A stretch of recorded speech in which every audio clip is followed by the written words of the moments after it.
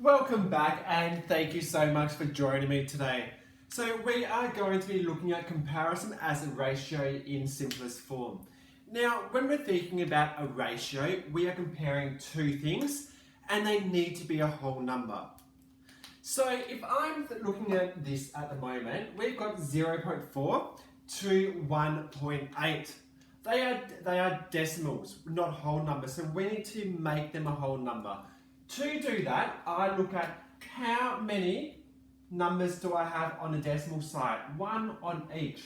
So that means if I times it by 10, 10 times bigger, it will become a whole number. So that means I can move the decimal spot one place. Whatever I do to one side, I must do the exact same to the other. And that becomes 4, because 0.4 will become 4, 2, move it over, 18. Now that I've done that, I know it's 4 to 18. I can then look at making it in the simplest form. And that is looking at the highest common factor, HCF. So when we're looking at the highest common factor, we need to look at the factors of 4 and the factors of 18. So the factors of 4 is 2 and 4. The factors of 18 is, we know 2 goes into 18. I know 2 times what equals 18? 9. I know 3 goes into 18. How many times? 5. So, no, 6.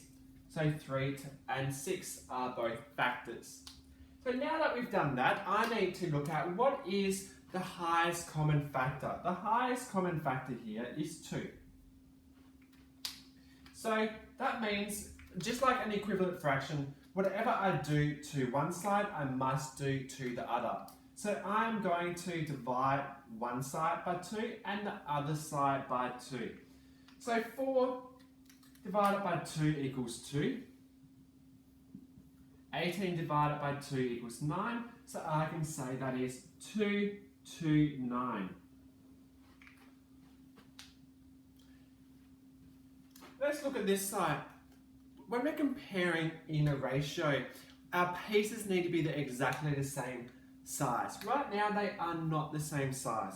So we need to compare and change them. And to do that, we are going to be looking for the LCM, the lowest common multiple of our denominators, to make our pieces the same size. So with 4, I'm just going to skip count. 4, 8, 12, 16, 20, and then for 5, 5, 10, 15, 20. Straight away I can see that 20 is my lowest common multiple. So I would like to change 4 to get it to be 20. So I need to times it by 5. Whatever you do to the bottom, you must do to the top. So 3 times 5 equals 15. 4 times 5 equals 20. And the other side, what did I have to do to 5 to get it to 20? I had to multiply it by 4. Whatever you do to one side, you must do to, whatever you do to the bottom, you must do to the top.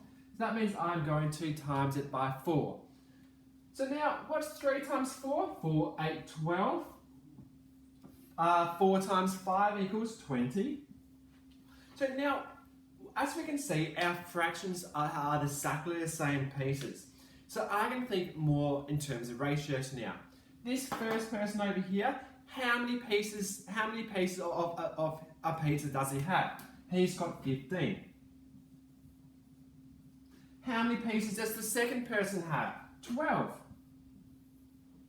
How many pieces do they have all together? Well, 15 plus 12 equals 27. And we've got 27 pieces all together. And that is exactly what this is doing for us. just thinking about the ratio. Okay, really hope that it helps you understand how to compare as a ratio, but the simplest form for this part is we need to think about what is common on with 15 and 12 to make it in the simplest form. So again, we go back to looking at our HCF. HCF. So what's with 15, what numbers are factors of 15? Well, I know 3 and 5 are. What are our factors of 12? Well, I know our factors for 12 is 2. 2 times 6 equals 12, so 6 is. I know 3 is, because 3 times 4 equals 12, so 12 divided by 3 equals 4. So that is how I've got all my factors.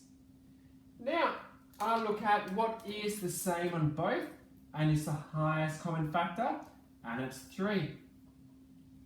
15 divided by 3 equals 5. 12 divided by 3 equals 4. So our ratio in the simplest form is 5 to 4. I really hope that helps you understand everything. If you need any help, send me a message and I'll make a video just for you.